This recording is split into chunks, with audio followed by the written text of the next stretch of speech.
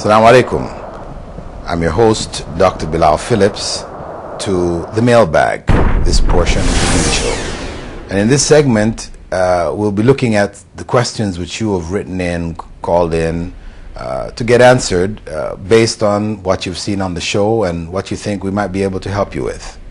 So without any further delay, I'm going to go straight into your questions.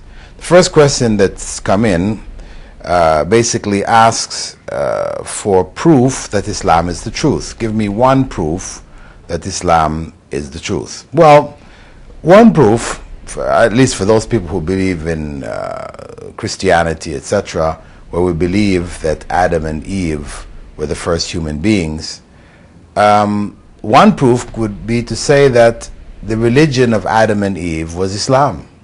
We can't say the religion was Christianity, because we know Christianity didn't come around until the time of Christ, or Judaism, or Buddhism, or anything else. If we ask ourselves what was the religion of Adam and Eve, the only conclusion we can come to really was the religion of Islam. Why?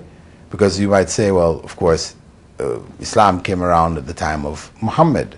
May God's peace and blessing be upon him and upon all of the prophets.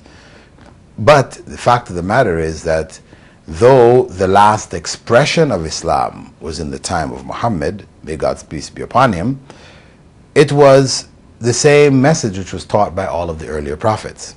And when God created Adam and Eve and put them in the garden, he gave them one basic instruction: to worship God by obeying him. That they could eat from all of the trees in the garden except for one tree. And they were obliged not to eat from that tree.